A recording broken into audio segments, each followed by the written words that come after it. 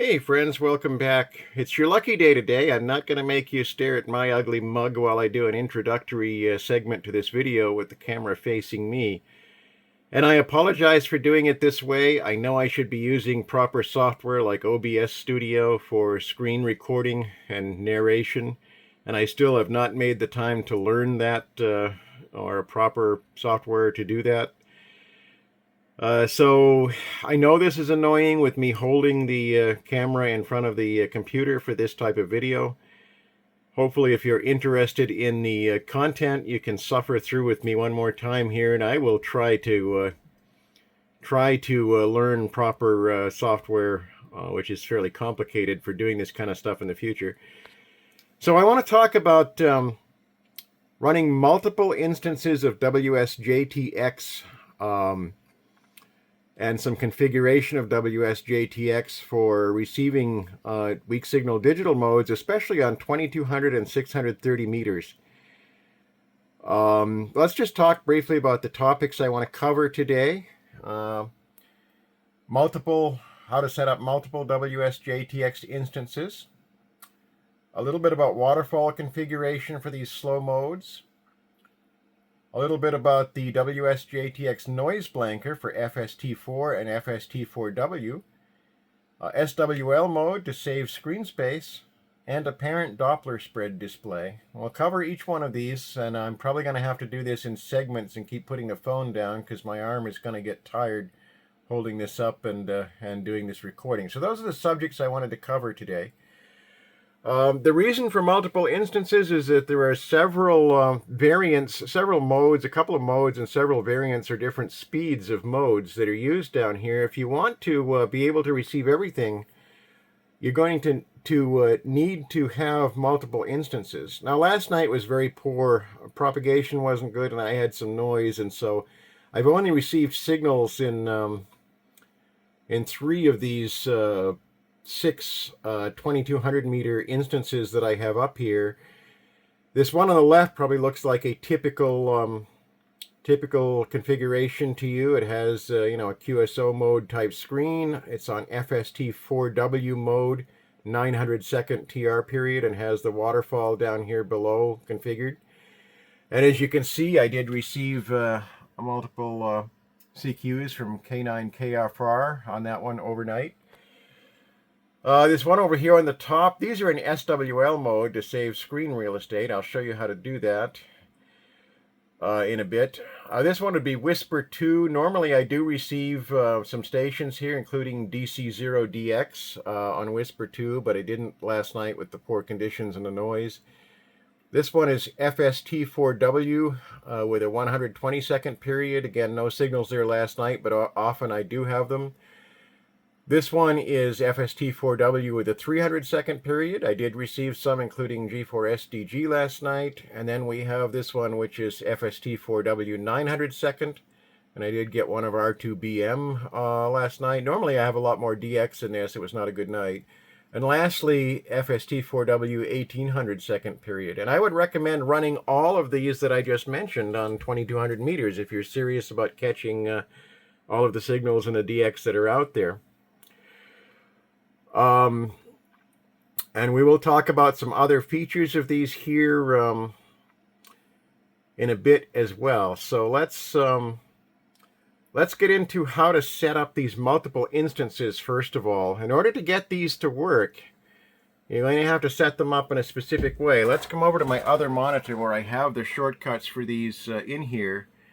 And you'll see I have one with a name for, I've named it so that I know it goes with my receiver, the RSPDX receiver, and 2200, so I know it's 2200 meters. This is the one that I had set up for QSO modes over there, so it's more of like a general instance. Then this one down here is specifically for Whisper.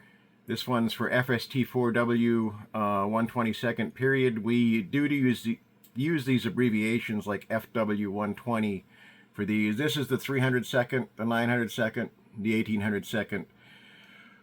So, they're all named on the desktop so that I know what they are. But the other very important thing with these that you must do to run multiple instances, if we go to the shortcut properties, You will see here in the target, the command line to start this, after the name of, after the WSJT-X EXE executable, there's a rig name parameter and a specific name specified here, and you must do this for every instance. You must have a unique name for every instance.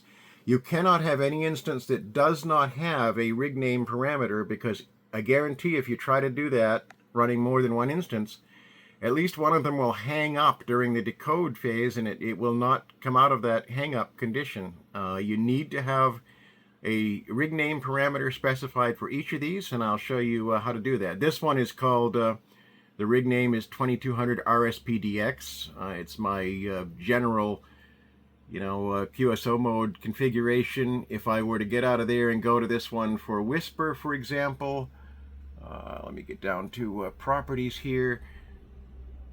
This one has a rig name that says 2200 RSPDX Whisper.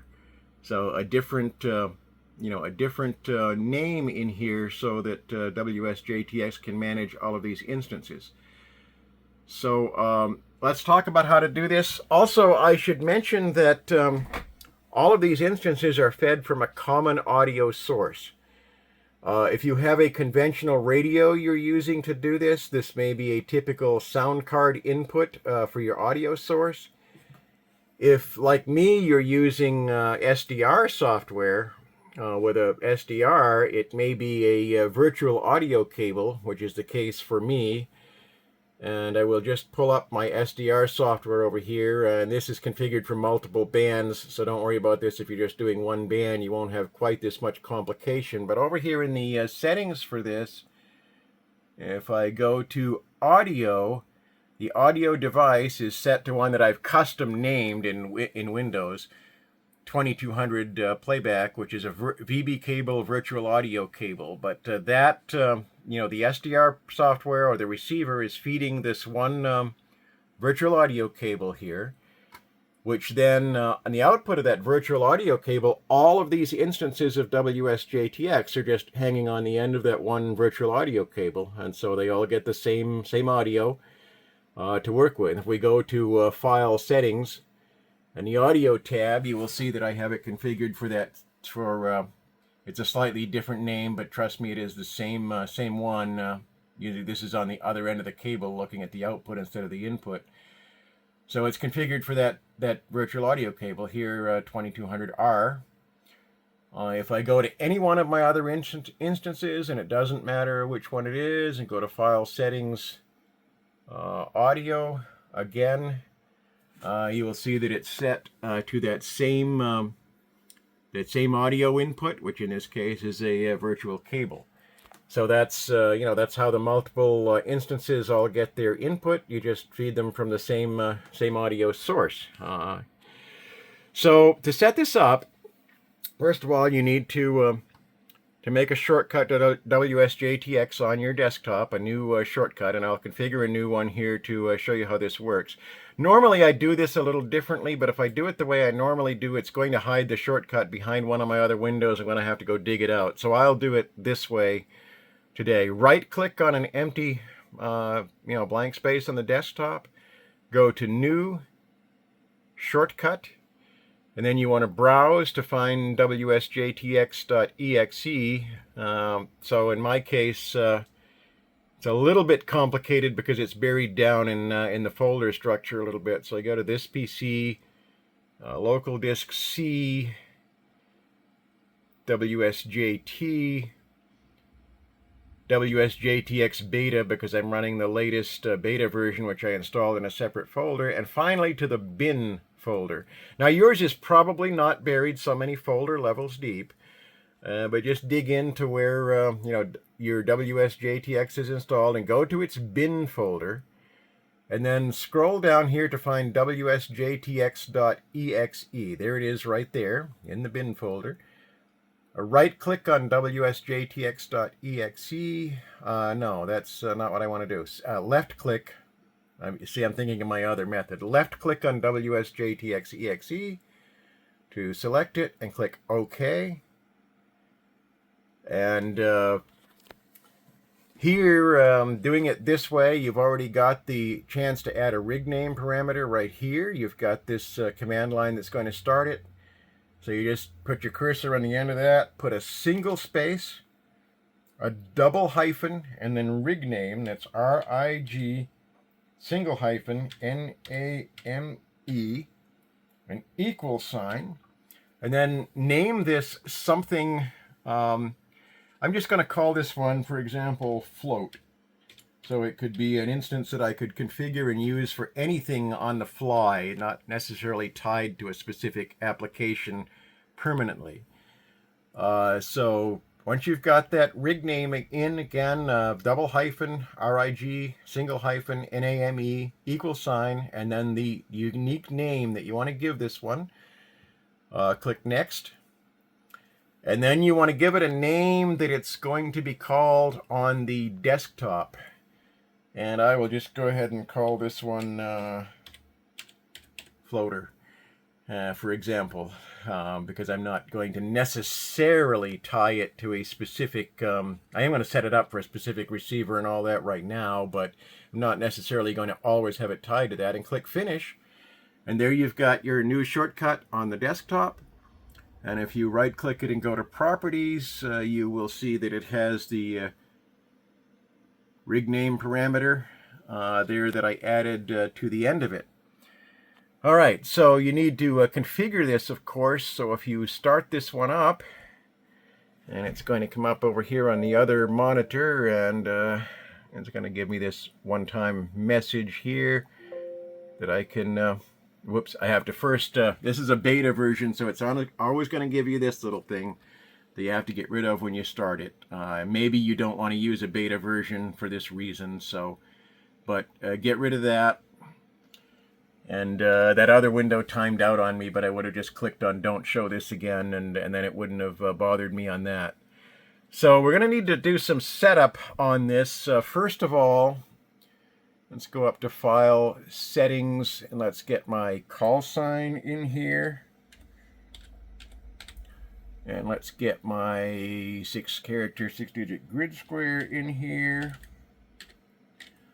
All right, and then we'll go to the Audio tab, and we need to select the input, and it will force us to select an output too. So the input we want is this, so we'll do another 2200 meter one, since that's what we're talking about, 2200R.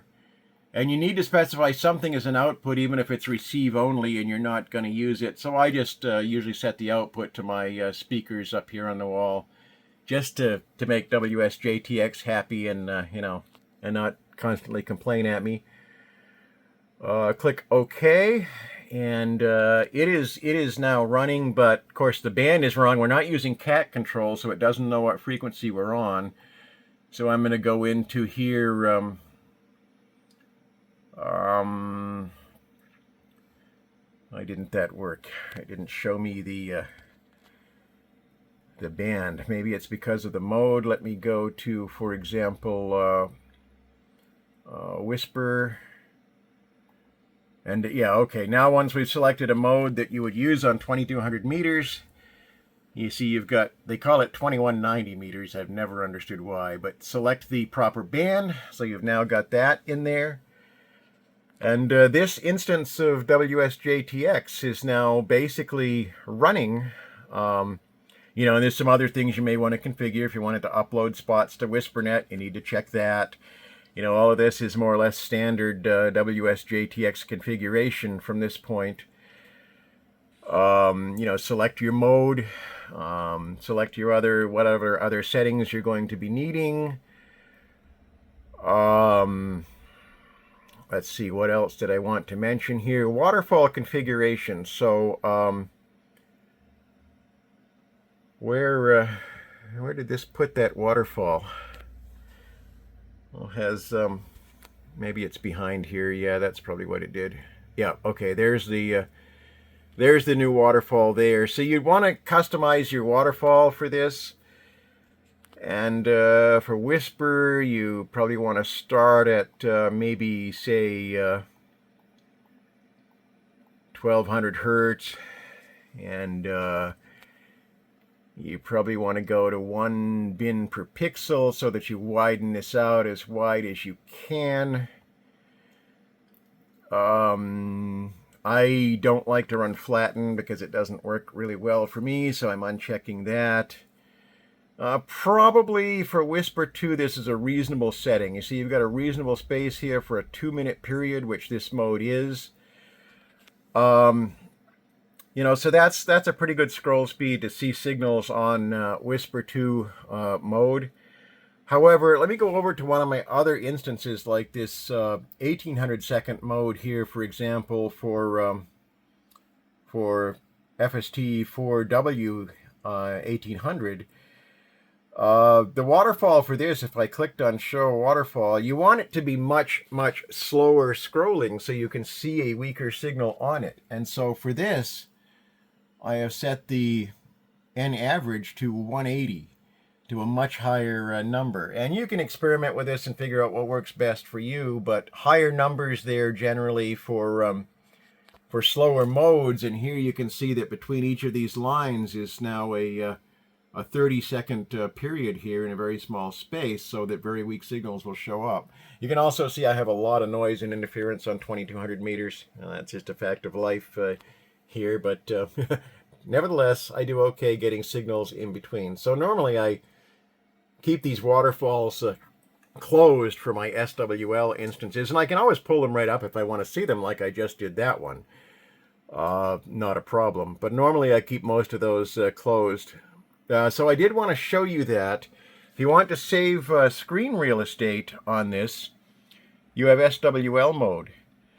So I'm going to close this waterfall, like I said, that I don't need. And here, to save screen real estate, I can go to View and click SWL mode, and the window becomes different. And then I can grab this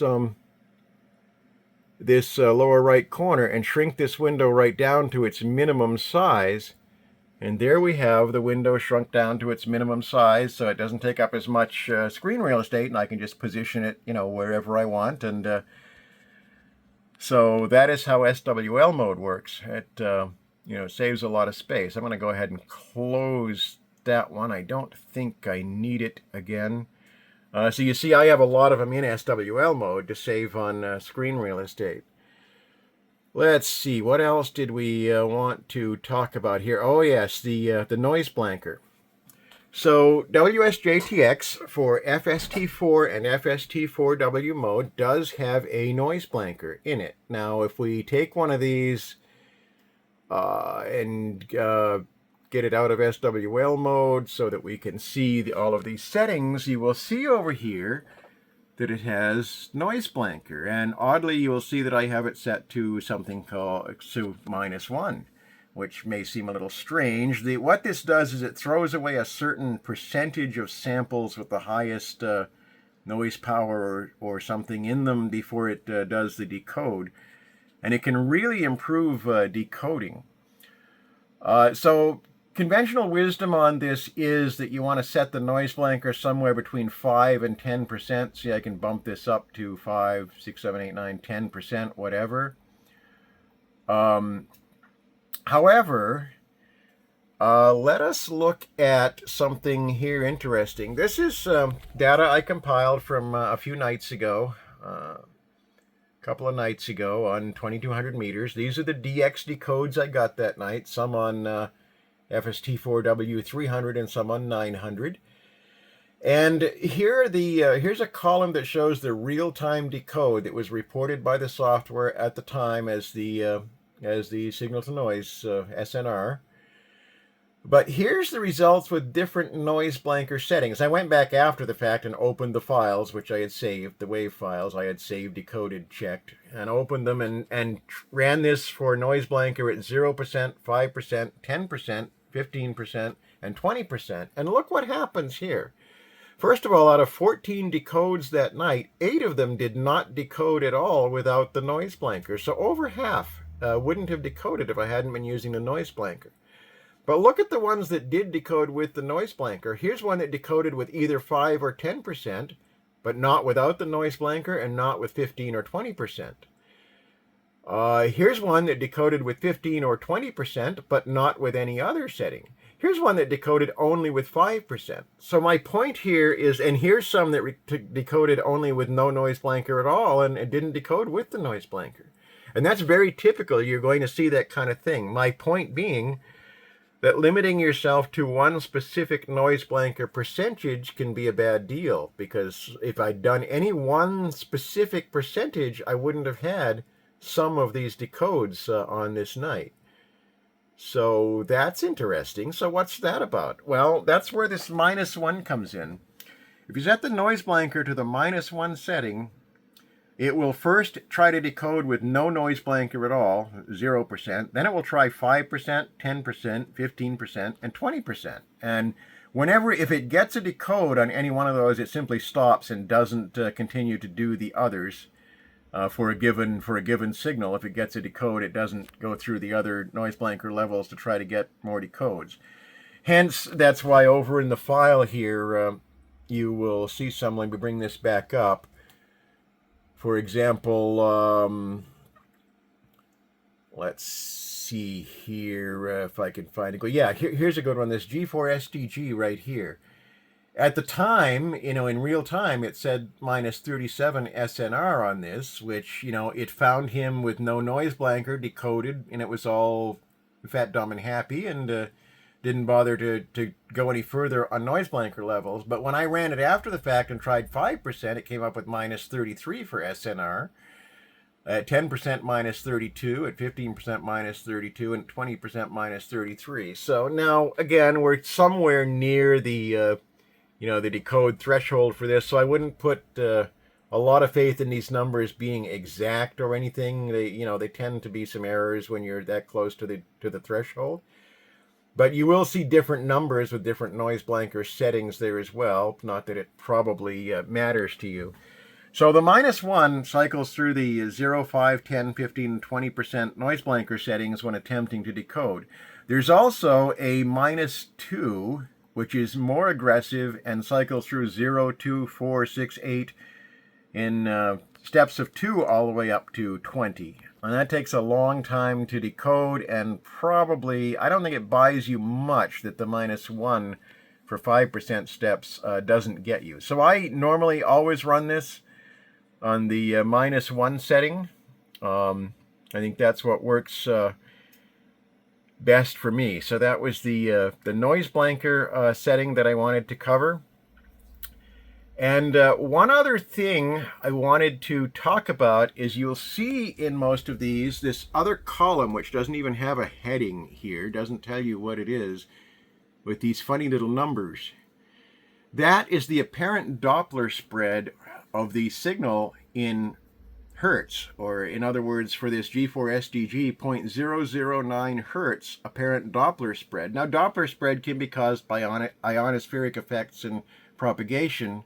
However, these numbers will also be affected by any receiver or transmitter instability or drift.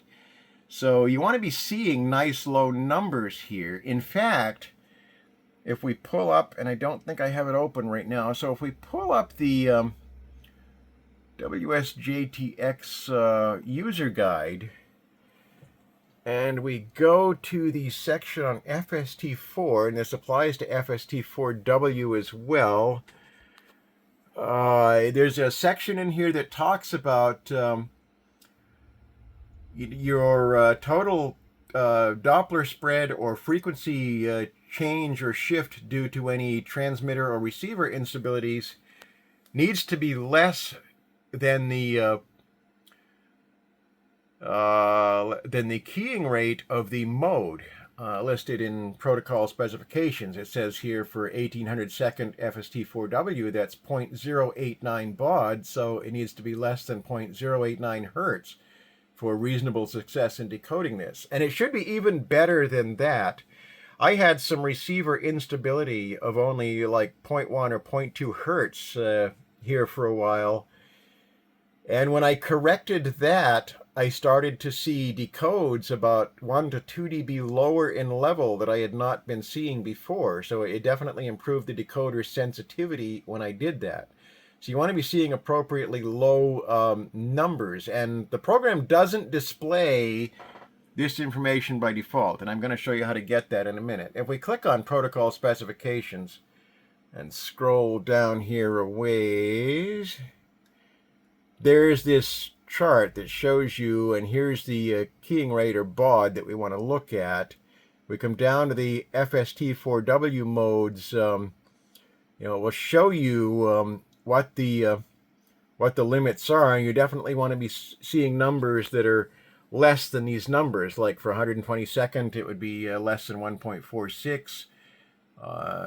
For 900, less than 0.18, and lower is better. And you're not going to always get these to 0 because propagation effects will mess with it. But especially on 2200 meters, if you're seeing numbers consistently over like 0.05 or something, you probably should suspect your receiver stability, or maybe it's the transmitting station, because these numbers are normally pretty low. They don't normally at 2200 meters, the ionosphere is pretty stable, the phase is pretty stable, and you don't see a lot of high numbers on this typically, unless it's maybe a polar path going out of the auroral oval or something like that.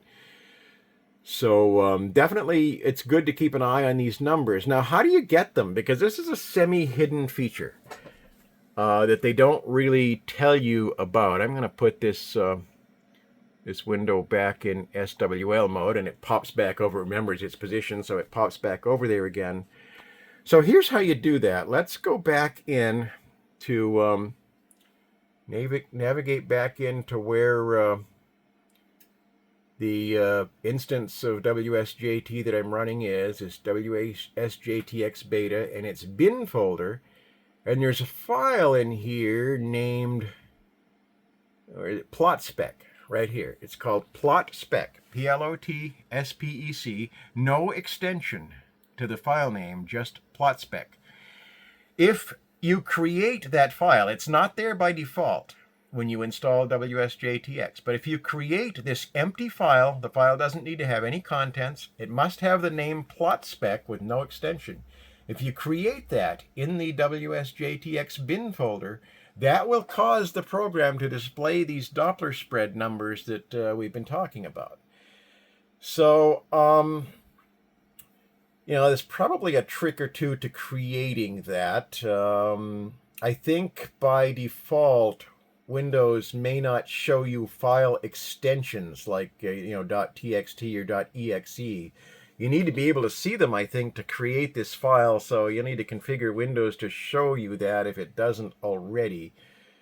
And I'm not going to cover that. I'll leave you to figure that out on your own, because I don't remember where the setting for that even is. I think there is one.